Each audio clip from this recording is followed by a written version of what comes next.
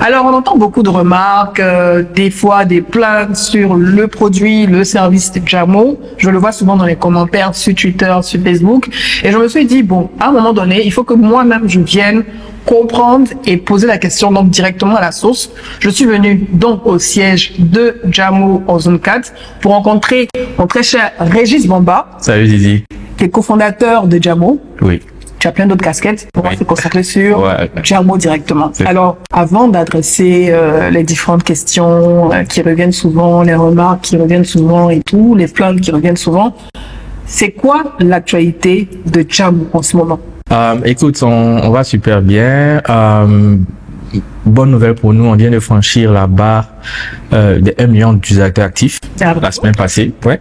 Ça veut dire qu'il y a 1 million de personnes qui ont effectivement fait une transaction de façon active sur Jamo. Okay. Et je t'avoue, ça c'était une étape assez intéressante pour nous, parce que je me souviens les premiers jours on avait lancé le service, le premier jour quelqu'un a fait une transaction sur Jamo. Je crois que le premier jour on a livré à peu près 200 cartes et je me rappelle de l'émotion que j'avais eu à l'époque. Je me disais waouh, des gens utilisent notre produit.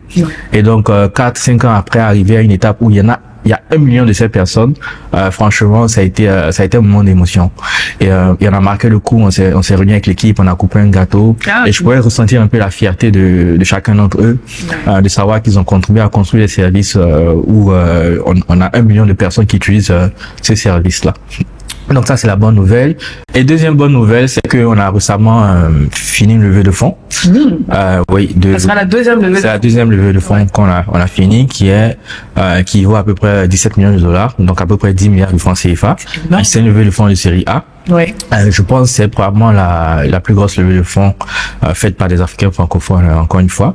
Voilà, et on a des investisseurs qui sont revenus dans le tour de table. Il y en a de nouveaux. Voilà, et c'est une très bonne nouvelle pour nous parce que ça nous permet de nous concentrer sur l'avenir, particulièrement étendre un peu le portefeuille produit, donc fournir plus de services.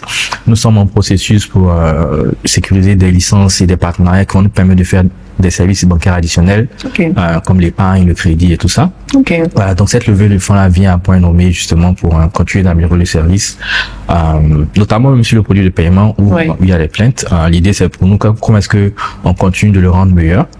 Et puis sur les autres produits qu'on a, le IBAN, les coffres, le produit d'investissement, voilà.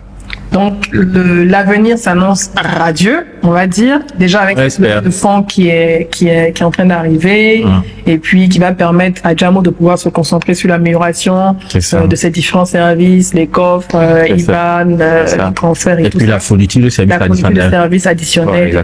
Et tout ça. Et puis bravo encore pour les 1 million d'utilisateurs donc de la plateforme. C'est pour une start-up, c'est un pas qui est franchi. Et ça montre en fait que c'est possible. Il faut juste avancer progressivement et puis tenir compte des besoins des utilisateurs, des besoins du marché aussi. Pour en venir maintenant aux plaintes, aux remarques qui reviennent régulièrement par rapport aux frais. Parce qu'à chaque fois, non, les frais. Ok, je suis en face de Régis Bamba. Les frais sur les transactions mobile money. Les gens disent que chez Jamo, c'est cher. Qu'est-ce qui se passe? Alors, je veux, on va en parler, mais je veux peut-être situer un peu le contexte, d'accord? Moi, je dis toujours, il faut regarder ce que les gens font plutôt que ce qu'ils disent. Il faut regarder un peu l'historique des actions de Jamo, d'accord? Avant que Jamo n'arrive sur le marché, je pense que toi, tu te souviens, une carte prépayée coûtait à peu près 10 000 francs. Oui, ça coûtait cher. 15 000, d'accord? Aujourd'hui, on vend une carte prépayée, Jamo vend une carte prépayée à 2 000 francs. C'est qu'on a baissé drastiquement le prix en moins de 4-5 ans. C'est parce que Jamo est arrivé que ces prix-là ont commencé à baisser. Avant, pour recharger sa carte prépayée, qu'est-ce qu'il fallait faire? Il fallait aller faire le rang à la banque. Donc, l'expérience sur les cartes prépayées était directement copiée sur l'expérience bancaire. Tu vas faire le rang aux heures de la banque. Donc, si tu veux payer Netflix samedi soir, c'était mort. Bon, tu te rappelles.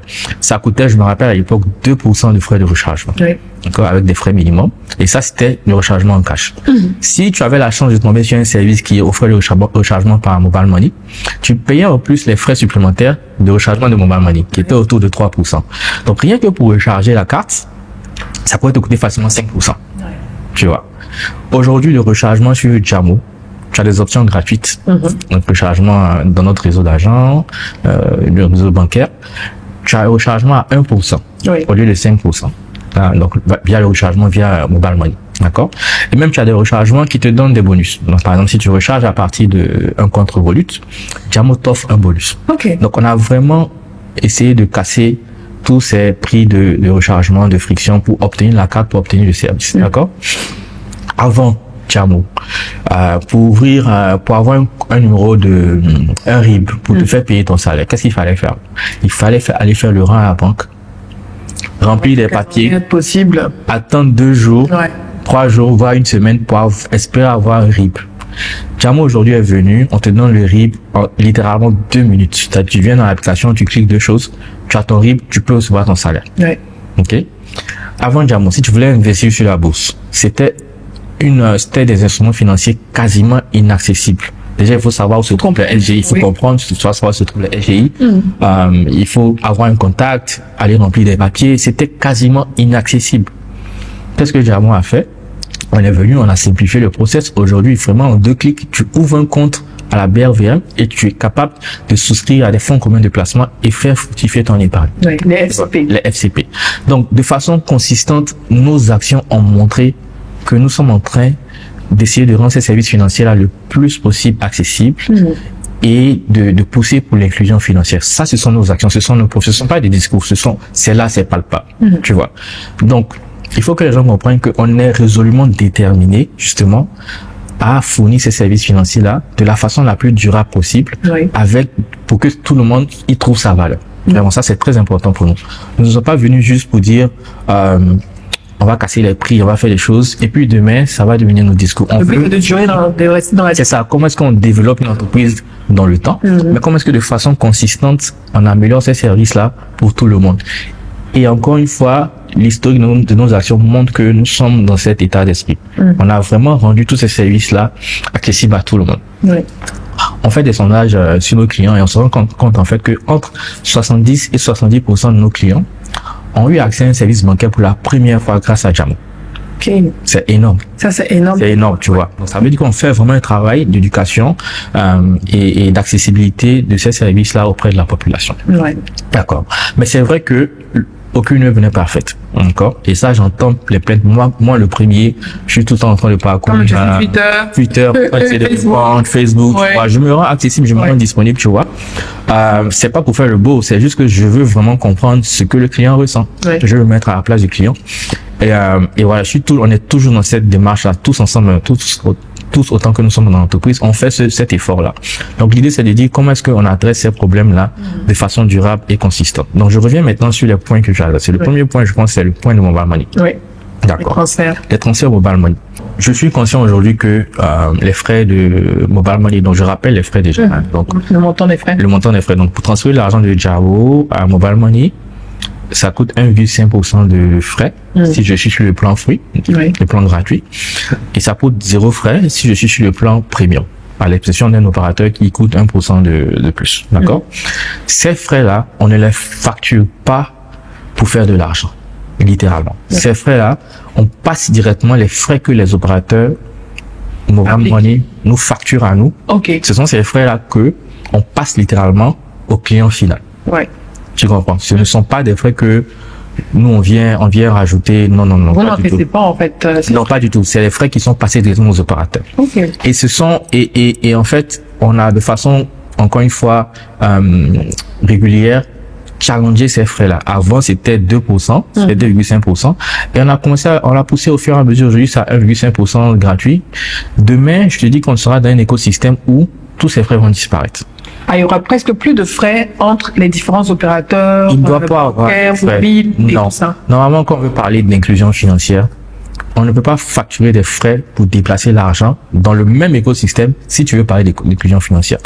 Déplacer de l'argent, c'est-à-dire moi qui t'envoie de l'argent, c'est une opération basique. Vraiment, on peut pas me facturer 1%, 2%. C'est comme dans la vie, je te donne de l'argent, tu me donnes de l'argent, il ne doit pas avoir de frais. Il ne doit pas avoir de frais. Si on veut vraiment favoriser cette inclusion financière-là, l'inclusion financière, il faut qu'on abolisse tous ces frais-là. D'accord? Et demain, on va aller dans un écosystème où il n'y aura plus ces frais-là. Et ça va arriver bientôt. Voilà, tu vois, la Banque centrale a des projets en cours, il y a le projet d'interopérabilité où je dois être capable de transférer l'argent de mon compte Jamo vers une banque ou bien de mon compte Mobile Money vers une banque et vice versa dans toute la zone UEMOA. Sans frais. Sans frais et instantané. Tu vois. Et donc, c'est vers ça, c'est une fois qu'on arrive à ça, la véritable inclusion financière se fera. Aujourd'hui, encore une fois, on n'est pas à ce niveau-là. Malheureusement, il y a des frais dans le système. Donc, l'idée, c'est de dire comment est-ce que, on arrive à fournir une bonne expérience client, même s'il y a des frais. Donc, tu vas voir que, par exemple, le produit Jamo, c'est vrai qu'il y a des frais, mais il fonctionne correctement. Il fonctionne très bien. Moi, s'il y a quelque chose dont je suis fier, les gens vont peut-être te dire Jamo est cher, mais ils vont jamais te dire Jamo marche pas. Si tu prends ta carte pour voyager à l'étranger, tu peux l'utiliser. Tu es sûr que même au Groenland, tu peux l'utiliser. Partout, ou même en Corée du Nord, tu es sûr que ça va marcher. Et ça, je suis très fier de ça. Tu vois. Ils vont jamais te dire ça va pas marcher. Même là, des fois où la carte de ta propre banque ne marche pas, la carte étrangère ne marche pas, Jamo va marcher. Ça, je vois. Exactement. Donc ça, au moins, on est sûr de ça. C'est que la qualité du service est là. Les frais, je comprends que ce soit un peu onéreux. Et justement, comme j'ai expliqué, c'est parce qu'on est dans un écosystème qui est structuré de telle façon à ce que on a encore ces frais. Donc, la question, c'est comment est-ce qu'on rend la vie un peu plus facile pour les clients? C'est justement continuer de challenger avec nos partenaires et puis leur dire, il faut qu'on baisse les frais. Et surtout, je pense qu'on est dans un écosystème où l'opérateur a compris, le régulateur a compris que on doit faire baisser ces frais-là. Et il y a des projets qui arrivent qui vont faire disparaître tous ces frais-là. En attendant, par exemple, nous, ce qu'on a fait, c'est qu'on a développé notre propre réseau de distribution. Où le client est capable d'aller déposer l'argent gratuitement. Donc, on a diversifié la façon dont le client peut recharger son compte Jamo. Donc, il peut le recharger via les opérations en banque, il peut aller, il fait faire un virement bancaire s'il a un compte en banque. S'il n'a pas un compte en banque, c'est pas grave. Il peut aller chercher un argent Jamo. On en a plusieurs milliers dans la ville d'Abidjan. Il dépose son argent sans frais. Voilà. Donc, si vraiment les frais sont un frais, il peut aller déposer son argent sans frais dans le réseau bancaire.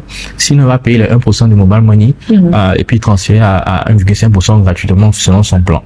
Mais encore une fois, nous sommes résolument dans une démarche où on va essayer de pousser pour réduire, voire abolir tous ces frais. Et dans un futur proche, il ne devrait plus avoir de frais de transfert Mobile Money.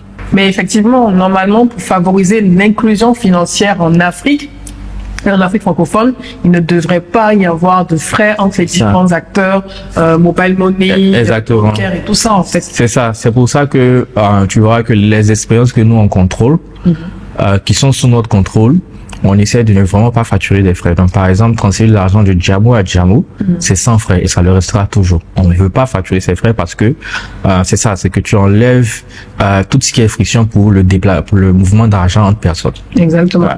Et je me rappelle également que dans l'application Jamo, vous avez la possibilité de trouver l'agent Jamo le plus proche de votre zone de localisation si vous avez envie de faire un dépôt, pas payer de frais en fait. C'est ça. Alors, on va continuer avec les taux de change. Ça revient souvent aussi. Oui, non, c'est élevé quand je fais un achat sur Amazon. Pour moi, c'est des choses que je regarde pas beaucoup. Mais moi, je fais un achat sur Amazon et je vois dans les commentaires, non, que oui, chez Jamo, c'est élevé, ils comprennent pas et tout et tout. Qu'est-ce qui se passe concrètement? Non, c'est un point qui revient très souvent, d'accord? Les taux de change. Et c'est un sujet sur lequel on travaille depuis 4 ans, pratiquement. Vraiment, quoi. C'est un sujet. C'est que c'est un point qui est très important. D'accord? Jamo ne fait pas de marge déraisonnable sur les taux de change. On a une marge qui est raisonnable. OK? Et le problème, c'est pas vraiment Jamo. Le problème, c'est pas la marge que Jamo ça se fait. Tu vois, on vient pas au bureau et puis dire, on va facturer, cher tout le monde. Ça n'a pas de sens, vraiment, tu vois. Surtout quand tu regardes encore une fois l'historique de nos actions, on a de façon régulière toujours cherché à donner plus de valeur aux clients. Le problème, c'est la structure même de l'écosystème et de tous les acteurs qui sont impliqués dans la chaîne de valeur quand tu fais un paiement. Il y a plusieurs acteurs. Il y a la banque qui va émettre la carte. Il y a la banque, il y a le marchand. Il y a la banque du marchand et il y a le réseau d'acceptation. Donc, la structure fait que tous ces acteurs-là, malheureusement, font que lorsque tu fais des transactions à l'international, tu es obligé tu as un certain coût qui vient avec ces transactions-là et tu es obligé d'assumer ce coût-là. D'accord. Donc, la question c'est comment est-ce que tu, de façon durable, fais baisser ce coût. D'accord? Tu peux venir sur le marché et puis dire, moi, je vais faire des taux de change les plus bas. Je vais les subventionner pour que le client ne paye pas beaucoup. Oui. Tu comprends? On l'a vu, depuis que Diamant existe, chaque année, on nous tue. À telle sorte où je disais la dernière fois que je me sens comme Highlander. Tu reviens à chaque fois. Je reviens à chaque fois, tu vois. Mais on rigole, mais en vrai, c'est ça. C'est que les gens arrivent et ils disent, on casse les prix. Ouais. Mais qu'est-ce qui se passe? Et tu vas voir ça, c'est cyclique, c'est toujours comme ça. C'est qu'ils cassent les prix au début, ils reviennent toujours et ils sont beaucoup plus chers que Diamant après un moment. Et on le voit sur le marché. Donc la solution n'est pas de venir dire on va casser les prix, on va faire moins cher. Non, c'est les coûts qui existent aujourd'hui qui sont là pour tout le monde, c'est le même coût pour tout le monde. Ok. Mais comment est-ce que tu arrives à faire baisser ces coûts-là de façon durable? Et nous, encore une fois, de façon régulière, on l'a fait. La dernière baisse, c'était en novembre. On l'a baissé. Novembre 2020. Le taux de change. Et les clients ont vraiment apprécié cette baisse, tu vois. Et ça a été on a pu le baisser parce que on a pu trouver des solutions durables pour le faire. Tu vois un peu. Donc c'est pas juste venir dire on va baisser ces coûts-là et puis c'est fini. Non, c'est pas ça. Et on continue de travailler. Crois-moi, c'est quelque chose par lesquels nous sommes obstinés, c'est qu'on travaille chaque jour à trouver cette solution-là. Donc bientôt il y aura de bonnes nouvelles. On est en train de trouver des solutions. Donc c'est la promesse. Voilà, c'est ça, exactement. De Diamant. On va arriver à la solution où vous allez voir. Et je te dis, on peut réavoir cette discussion dans 1 an. Ok. Tu vas voir que tous ceux qui te promettent des coûts bas, ils vont soit les augmenter ou ils vont périr. Tu vois. Et donc l'idée c'est de dire comment est-ce que, encore une fois, on fait cette baisse-là avec une stratégie qui est dans le long terme. Et nous on a trouvé cette stratégie, on est en train de l'appliquer. Ça prend un peu de temps, c'est vrai, mais c'est quelque chose qui nous prend par exemple, qui nous prend la majorité du temps. Ouais. Tu comprends? En attendant, qu'est-ce qu'on fait? On s'assure que le service est de qualité. C'est ça. D'abord, pour compenser. Et on donne les outils aux clients pour supporter un peu cette douleur. Donc, tu vas voir que on a annulé les frais de rejet, par exemple. Ça a été la grande nouvelle. La première carte payée qui a annulé complètement les frais de rejet. Tu as plus de frais de rejet. Ouais. Et ça a été parce que justement, on a trouvé une solution durable à l'annulation des frais de rejet. On aurait pu dire au départ, on annule tout. Et vous faites harakiri parce qu'à un moment donné, ça impacte vos coûts. Exactement. Voilà. Mais parce qu'on a pu sécuriser une solution durable, on l'a annulé. Par exemple, on te fait des notifications quand tes souscriptions, tes abonnements sont sur le point d'arriver. Donc si tu as ton Netflix qui arrive, on va te rappeler 15-10 jours en avance pour que tu aies le temps de te préparer, par exemple. Ouais. Tu vois. On te donne des outils pour verrouiller, bloquer ta carte. Donc, si tu n'es pas prêt, ta carte, tu peux la verrouiller. Comme ça, tu as des échecs de paiement qui, tu vois, tu te prennent pas de l'argent, qui ne prennent pas ton solde. Et puis, tu es tranquille. On a développé plein d'autres choses à côté, comme par exemple les remboursements. Les remboursements sur Diamant aujourd'hui sont en temps réel, par exemple. Donc, si tu vas dans un hôtel, tu payes la caution.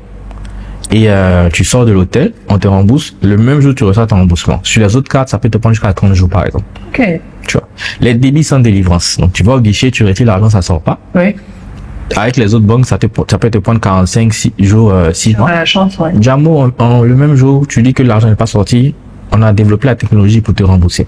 Immédiatement. Tu vois. Donc de façon constante comme ça, c'est de dire comment est-ce que on fournit plus de valeur aux clients. Encore une fois, je suis très conscient que le prix peut gêner certains. Ok? Mais l'idée, encore une fois, ce n'est pas de dire on enlève tous les coûts et puis demain on meurt. Non, c'est comment de façon durable et stratégique on arrive à baisser ces coûts-là pour le client. Et on y arrive. On est vraiment en train d'y arriver. On a fait la baisse en novembre. On va continuer de faire des baisses cette année. Et de très bonnes nouvelles arrivent. On va arriver à un niveau où je pense sera plus ou moins acceptable pour tout le monde. Donc l'objectif, c'est de rester dans la durée, de supporter les coûts et dans cette stratégie-là, de pouvoir les faire baisser progressivement, tout en étant durable. Parce que c'est créer l'entreprise. Et en contrepartie, il y a des salariés et tout, il y a des frais. C'est ça, exactement. Et encore une fois, c'est la structure du réseau que tu vois d'acceptation du paiement qui est comme ça. Et c'est comme ça pour tout le monde. Donc quelqu'un peut pas venir te dire je vais casser les prix. C'est pas possible dans le long terme. C'est ça, sauf si tu as trouvé, sauf si tu subventionnes ou bien tu as trouvé des façons de gérer autrement. D'accord? Voilà. Et donc nous c'est ça, c'est de dire comment le faire de façon durable et voilà qui s'assure que tout le monde y gagne. Et surtout en contrepartie, on vous promet de fournir un service de qualité. Ce sera toujours le cas. C'est-à-dire que tu peux aller voyager quelque part, tu es serein parce que ta carte Jamo va marcher. Tu vois. Tu auras tes remboursements, tu auras tout ce qui est notification, tu auras tout ce qui vient avec le service de qualité. Même si ça coûte un peu plus cher, au moins tu as le service de qualité qui est là. Mais quand il y a problème, c'est quand ça coûte cher et que ça ne marche pas. Là, il y a problème, tu vois. Et là, c'est pas bon. Mais c'est pas le cas de Jamo. Et quand tu as un SAV également qui est proactif et qui fonctionne également, parce que le SAV, ça compte énormément quand il y a des plaintes, qu'on a besoin d'avoir des réponses, avoir un SAV qui est efficace et qui répond en temps réel aussi. Ça plaît énormément. Et enfin, j'ai parlé de compétition, de concurrence, le marché, il est hyper actif et c'est ça qui fait également le bonheur aussi des utilisateurs, qui est un marché compétitif où tout le monde se bouge, tout le monde essaie d'apporter le meilleur aux clients. Comment cette compétition-là impacte Jamo en ce moment et quelles sont les perspectives? Écoute, j'ai fait même un post la dernière fois sur Facebook où je parlais de compétition et j'ai expliqué que c'est bénéfique pour tout le monde. Que ce soit nous les acteurs, que ce soit le client final. Parce que ça fait que on se motive et on se challenge. Imagine un écosystème où tu as que une seule personne, une seule entité. L'entité ne sera pas motivée à faire à innover, tu vois. Et donc c'est ça. Et donc nous les entrepreneurs tech, on a besoin de cette compétition-là. C'est ça vraiment qui nourrit le feu en nous, en fait. C'est ça qui fait qu'on se challenge et tout ça. Et c'est totalement bénéfique pour le client final. Et nous sommes sur des marchés encore précoces. Et le vrai ennemi, c'est pas le compétiteur, en vrai. C'est le cash. Parce que tu as 80% des transactions qui se font en cash. Donc, tu as tous ces gens à aller chercher et à convaincre que ton service est le meilleur. Tu comprends? Donc, c'est une bonne chose que les gens se lancent et on est habitué à ça. Hein. Encore une fois, Jamo, on est arrivé, on a lancé les rechargements de cartes par Mobile Money, les gens nous ont suivis. On a lancé le IBAN, les gens ont copié. On a lancé les coffres, les gens ont copié. Exactement, tu vois. Et c'est OK. Tu vois, alors moi, ça me dérange pas du tout. On va lancer encore de nouveaux services, tu verras, qui sont hyper innovants. Les gens vont copier, mais c'est pas grave, tu vois. C'est ce qui fait qu'on arrive à se développer et tout. Mais la vraie question, c'est de dire, comment est-ce que on le fait, en tout cas moi de mon point de vue, vraiment, je le fais pour avoir un impact durable. D'accord? Que ce soit pour le client, c'est-à-dire comment est-ce qu'on transforme définitivement l'écosystème financier pour que ça dure dans le long terme. L'idée, c'est pas de venir dire on veut asphyxier tout le monde. Non, il faut qu'il y ait des compétiteurs, il faut qu'il y ait de la compétition saine. Et ensemble, on se challenge et puis on fait vraiment avancer l'écosystème. Donc, de sorte à ce que demain, par exemple, tu puisses faire un transfert instantané gratuitement, par exemple. C'est vers ça qu'on doit arriver, où tu peux avoir une offre de crédit sans avoir rempli 20 feuilles de papier, tu vois, aller faire un courrier gel en heure, ce qui n'a aucun sens, par exemple, tu vois. Et c'est ça qui va rendre dynamique l'économie, c'est ça qui va rendre dynamique l'écosystème, tu vois. Donc, nous, on est résolument tourné vers l'avenir. Je suis très confiant dans la capacité de Jamo d'y arriver. Nous sommes entourés ici de gens hyper intelligents ici à Jamo, tu n'as pas idée, qui se challenge chaque jour pour dire, OK, comment est-ce qu'on construit ce à quoi doit ressembler les services financiers de demain. Et pour moi, personnellement, c'est quelque chose dont je suis très fier, parce que j'ai commencé Jamo pas forcément pour l'argent. C'est vrai, j'ai commencé ça pour la partie impact sur les clients, mais aussi pour la partie impact sur les jeunes africains. C'est-à-dire que les gens avec qui je travaille aujourd'hui, comment est-ce que ensemble on arrive à réfléchir à des solutions et à creuser le sillon pour d'autres personnes, d'autres entrepreneurs qui viendront après. Après Jamo, par exemple, j'aimerais bien voir une entreprise africaine qui a été créée par un Ivoirien qui devient licorne.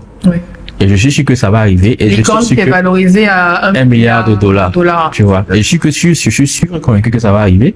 Et je suis prêt à te promettre que les fondateurs de cette entreprise-là, ils viendront de Jamo.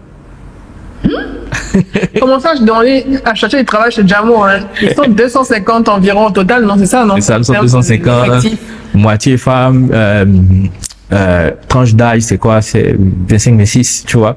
Maximum 25, 26. La moyenne d'âge, pardon. Voilà. 25. Donc, tu vois, c'est des jeunes qui travaillent sur des problématiques avec toute leur intelligence possible. Et c'est juste une bénédiction, encore une fois, pour moi personnellement, de venir chaque jour travailler avec ces personnes-là. Et je veux vous garantir que ce que nous cherchons, c'est la création de valeur durable pour tout le monde. Vraiment. C'est pour ça que on vient chaque jour. C'est comment changer fondamentalement et de façon durable cet écosystème en Côte d'Ivoire. En tout cas, merci Régis. Je pense que merci, Lydie. On a eu le maximum de précision pour comprendre donc les différents frais. Que ce soit au niveau mobile money, des transferts mobile money, que ce soit également sur les taux de change, mais surtout la vision de Jamo, surtout l'ambition de l'entreprise dans le domaine de l'inclusion, la vision par rapport à l'inclusion financière. Et tu nous as ouvert donc une fenêtre sur l'avenir où on se rend compte qu'à un moment donné dans l'écosystème, cette inclusion financière qui est tellement prônée et recherchée va arriver parce que à un moment donné, il n'y aura plus de frais de transfert entre tous ces différents acteurs. On sera au même niveau, tous les acteurs seront au même niveau. Et ce qui va faire la différence, ce sont les services qualitatifs qui sont proposés aux utilisateurs parce que au final, tu fais tout ça, on fait tout ça pour le bien-être des utilisateurs des services mobiles financiers. J'espère que vous avez eu les réponses aux questions que vous posez régulièrement, remarques que vous mettez régulièrement sur les réseaux sociaux. Bien sûr, n'hésitez pas. Vous pouvez toujours taguer Régis Bamba ou Jamo si vous avez des questions très accessibles sur Facebook, sur LinkedIn, Twitter. N'hésitez pas à poser vos questions, mais surtout à contribuer. C'est bien de faire des remarques et des critiques, mais c'est important aussi de contribuer. Et c'est une entreprise qui, à mon sens, quand je vois les débuts jusqu'à présent, qui cherche toujours à s'améliorer et à écouter les retours des utilisateurs. Moi, j'emmerde régulièrement Régis dans son WhatsApp quand il y a quelque chose. Ah non, on fait comme ci, on fait comme ça, on fait comme ça. Et il est toujours à l'écoute, toujours disponible. Et dans les jours qui suivent ou les mois qui suivent, tu vois que des éléments d'amélioration et toi apporter, c'est ce qu'il faut faire dans l'écosystème. Donc, plein succès pour la suite à toi, à Hassan, à toute l'équipe. Et puis, nous, on va continuer à pousser, utiliser l'application et tout. Et puis, on faire des retours. Faire des retours, puis on est en attente des prochains services qui arrivent, qui vont bousculer aussi le marché. Merci beaucoup. Merci Didi, c'est gentil. Merci. Puis, si un dernier mot rapide. On est ensemble, croyez-moi, et c'est ensemble qu'on va construire la finance de demain.